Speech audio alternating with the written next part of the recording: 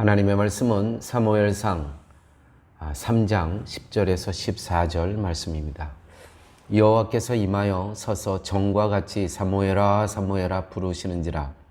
사무엘이 이르되 말씀하옵소서 주의 종이 듣겠나이다 하니, 여호와께서 사무엘에게 이르시되 보라, 내가 이스라엘 중에 한 일을 행하리니 그것을 듣는 자마다 두 귀가 울리리라.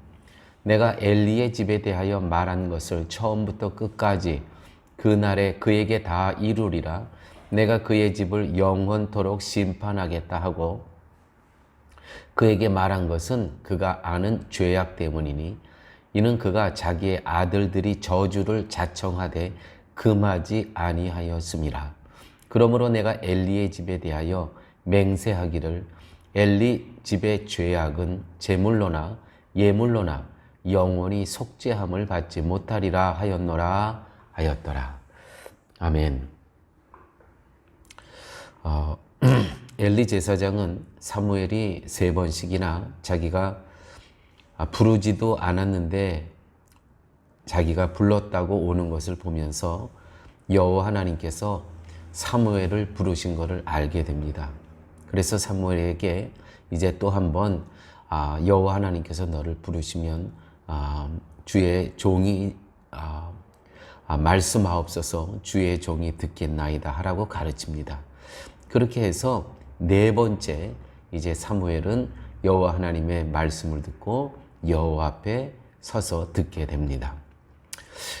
이 본문에서 우리가 알 수 있는 것은 엘리 제사장은 이제 여호와 하나님께서 자신을 버리고 사무엘을 이제 제사장의 역할을 맡기는 것을 미리 알게 되었다는 것이죠. 엘리는 하나님의 말씀을 몰랐다는 것이 아니라 알았으면서도 말씀의 뜻대로 움직이지 않았다는 것이 중대한 문제였습니다.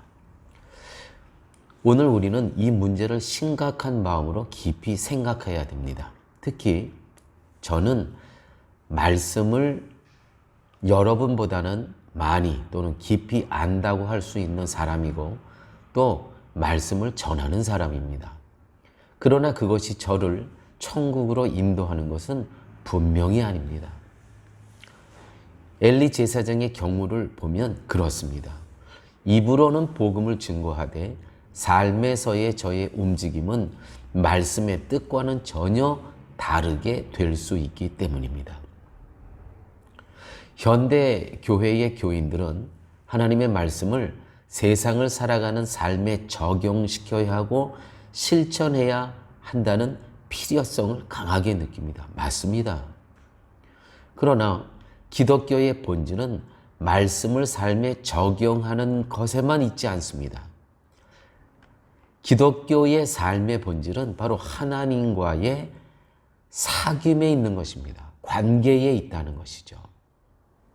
우리는 성경이 내용을 조금 실천한 것을 가지고 그리스도인이라고 주장할 수 없음을 알아야 하며, 더군다나 자신이 교회를 다니고 있기 때문에 그리스도인이라고 말하는 것은 사실 허무맹랑한 것에 지나지 않음을 잊어서는 안 됩니다.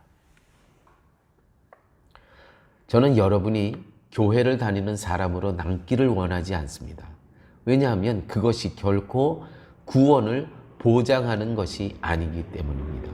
주일에 다 예배 시간에 앉아 있죠. 그 앉아 있다고 출석했다고 구원을 보장하는 것은 아니라는 말씀입니다. 제가 엘리 제사장의 경우를 말씀드리는 것은 바로 그런 이유 때문입니다.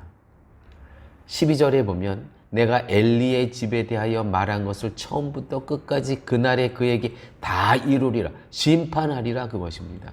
왜요?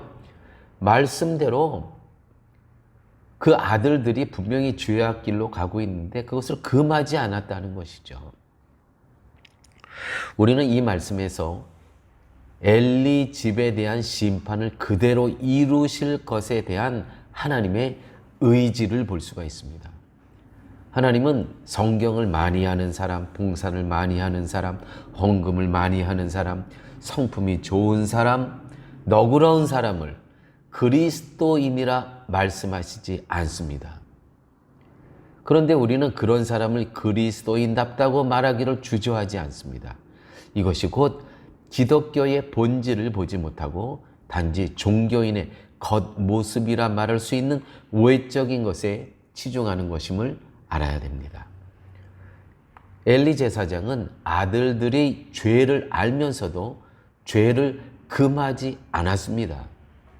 이것은 엘리가 하나님의 말씀을 알기는 했지만 하나님과의 사귐에 있지는 않았다는 것이죠.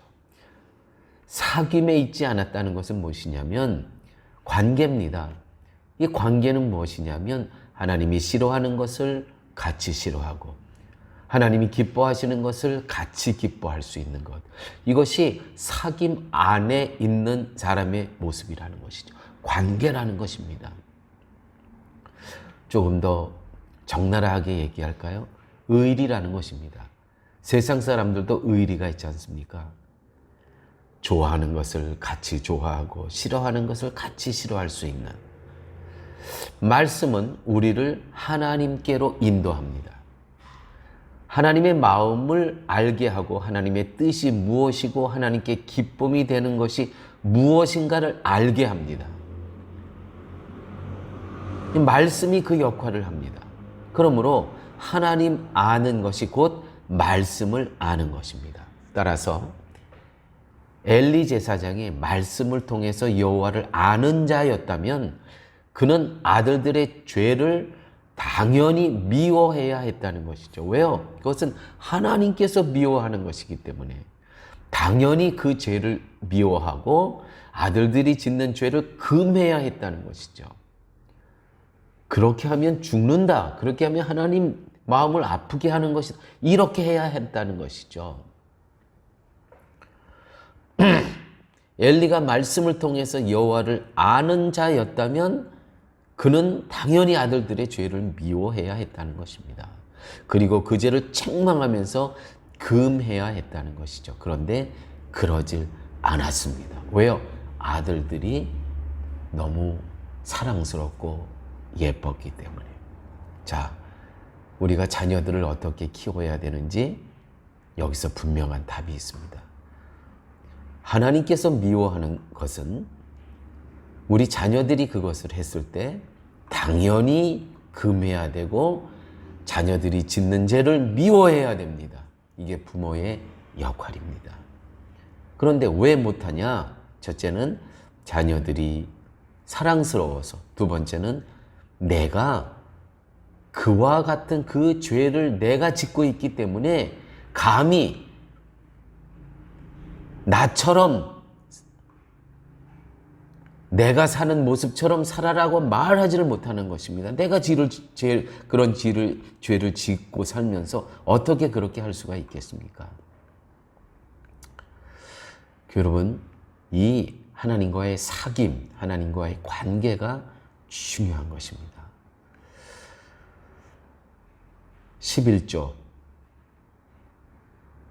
11조의 문제는요, 이건 사귐의 문제입니다. 관계의 문제입니다. 거래의 문제가 아닙니다.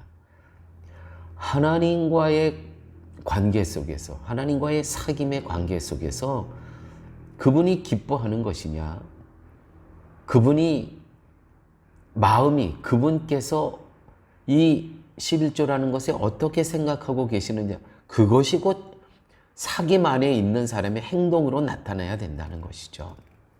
자, 여러분, 엘리 제사장은 그렇게 아들들의 죄를 미워하고 금하지를 못했습니다. 죄를 알되 죄를 미워하지 않았다는 뜻이며 죄를 미워하시는 하나님과의 사귐에 있지 않았다는 것입니다. 즉 하나님과 동행하는 삶이 아니었다는 것이죠. 성도는 죄가 무엇임을 알고 죄를 미워하고 죄의 길을 가는 자에 대해 안타까워할 수 있는, 그래서 그것을 금할 수 있는 사람이 곧 성도라는 것입니다. 아버지 하나님, 오늘 말씀을 통해서 성도가 이 땅에서 살아가야 되는 자세며 또한 자녀들을 우리가 양육할 때 어떠한 자세로 자녀들을 양육해야 됨을 가르쳐 주심을 감사합니다. 아버지 하나님, 엘리 제사장처럼 자녀가 너무 사랑스럽다고 하나님께서 미워하는 것, 하나님께서 그 많은 것조차 허락하는 일이 없도록 주님 저희를 다스려 주시고, 또 무엇보다도 저는 목사로서 성도들이 마땅히 금해야 될 것을 그 많은 그러한 목사로서의 목사다운 언행을 할 수 있게 하여 주시고, 하나님과 사귐 안에서 하나님 기뻐하시는 그러한 목회며 교회 생활을 인도할 수 있도록 주님 도와주시옵소서. 모든 말씀 예수님 이름으로 기도드렸습니다. 아멘.